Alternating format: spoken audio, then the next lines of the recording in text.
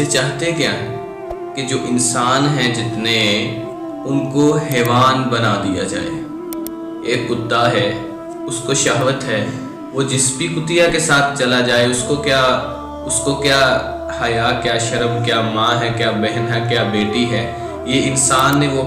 اپنی شہوت کا استفادہ کر لے گا۔ یہ انسان نے کیا قدریں لگا رکھی ہیں۔ خاندانی نظام کی جو جڑیں ہیں وہ کھود ڈالی جائیں اور انسان کو حیوان بنا دیا جائے۔ اور یہاں پہ ایک بات جو ہے وہ بہت ہی قیمتی، اس کو نوٹ کر لیا جائے کہ یہودیوں کی جو کتاب ہے تورات، اور اس کے بعد مرتبہ رکھنے والی ان کی کتاب ہے فقہ کی، جس کا نام ہے تالمود۔ اب تالمود میں لفظ استعمال ہوئے ہیں جنٹائنز، گوئمز۔ ان الفاظ کا جو مطلب ہے، ترجمہ ہے، وہ یہ ہے کہ یہ جو انسان ہے یہ انسان نما حیوان ہے۔ اب چونکہ انسان کا حق ہے کہ وہ ایک حیوان کو، گدھے کو بگی میں ڈال کر جس طرح مرضی کھینچتا ہے، اس کو استعمال کرتا ہے، اس کو استعمال کرنا اس کا حق ہے۔ یہودی اسی طرح چاہتے ہیں کہ صرف انسان ہم ہیں اور باقی جتنی بھی دنیا ہے وہ انسان نما حیوان ہے۔ چونکہ ان کو بگی میں ڈال کر ان کو استعمال کیا جائے، ان کا خون جو ہے وہ چوسا جائے اور ان کو استعمال کیا جائے، اور ان کو اصل میں اس لیے کہ بہترین حل ان کو یہ ہے کہ ان کو واقعہ ہی حیوان بنا دیا جائے۔ اور انتقام جو ہے وہ یہودی برطانیہ اور امریکہ سے بھرپور طریقے سے لے چکا ہے۔ اب اس پاور کو استعمال کرتے ہوئے اب مسلمانوں پر اور کسی قسم کی شرم اور حیا ہے ہی نہیں۔ اور اس کے بارے میں گواہیاں یہ ہیں کہ پریزیڈنٹ جلٹائن نے کہا تھا، اور اس نے بہت بڑی اپنی سپیچ میں state of the union address speech میں اس نے کہا تھا، ان قریب ہماری قوم میں اکثریت جو ہے وہ حرام زادوں پر مشتمل ہوگی۔ اور یہ حرام زادوں جو ہے ترجمہ کیا ہے ڈاکٹر اسرار احمد صاحب رحمہ اللہ نے، وہ اس چیز کا ترجمہ کیا ہے انہوں نے کہ born without any wedlocked، اس کا ترجمہ کیا ہے حرام زادے،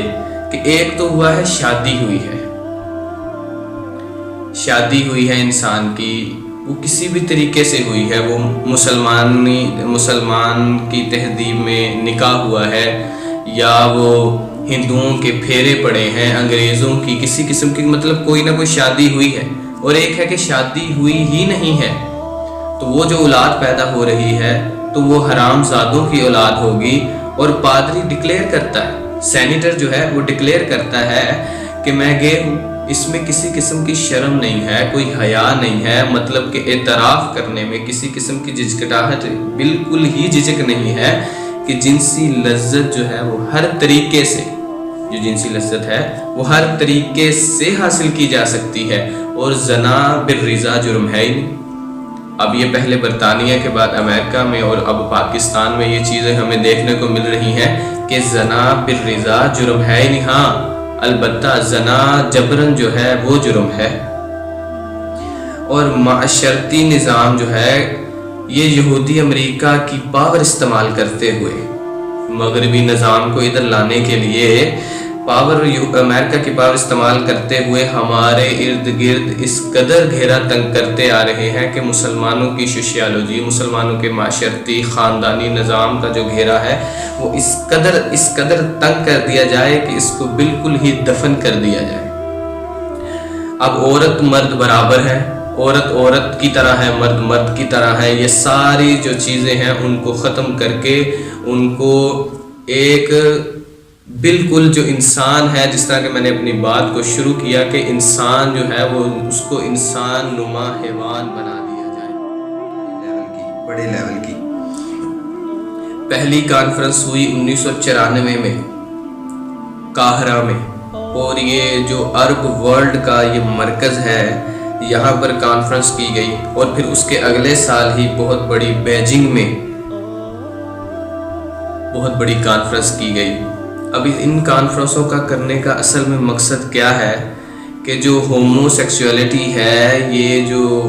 کہ مرد سے شہوت پوری کر سکتا ہے، یہ قوم لوط جو ہے یہ اس کو نارمل قرار دیا جائے۔ اب اتنی گندی حرکت کے لیے اتنے بڑے ملکوں کو اور ان کے بھی مراکز کو ڈیسائیڈ کر کے وہاں پہ بڑی کانفرنسیں کرنا، اب یہودی اصل میں یہ ساری محنتوں کے پیچھے اصل میں چاہتے کیا ہیں؟ وہ یہ چاہتے ہیں کہ مسلمانوں میں بے حیائی، مسلمان ہی ہدف نہیں ہے، یہ میں پھر ایک مرتبہ کہہ دوں کہ صرف مسلمان ہی نہیں، پوری دنیا ہدف ہے یہودیوں کی کہ ان کو انسان نما حیوان بنا دیا جائے۔ اب ان کانفرنسوں کو رکھنے کا اصل مقصد کیا تھا؟ نمبر 1 کہ جو ہومو سیکسولیٹی ہے اس کو نارمل قرار دیا جائے، اس کو بالکل عام ڈکلیئر کر دیا جائے، اس میں کسی قسم کا عیب یا کسی قسم کا بھی، اب دیکھ لیں ہم کہ کیلیفورنیا اور میکسیکو کی جو سٹیٹ ہیں وہاں پر نکاح جو ہے ان کی جو شادی ہے وہ گورنمنٹ رجسٹر کرتی ہے، مرد سے شادی کر سکتا ہے، عورت سے شادی کر سکتی ہے اور وہ اپنا گھر بسا کے رہ سکتے ہیں، اس چیز میں کوئی حیا شرم نہیں ہے، وہ گورنمنٹ کی طرف سے ایشو کیے گئے ان کو۔ اب نمبر 2 یہ ہے کہ عورتیں گھر کا کام کرنے سے انکار کر دیں،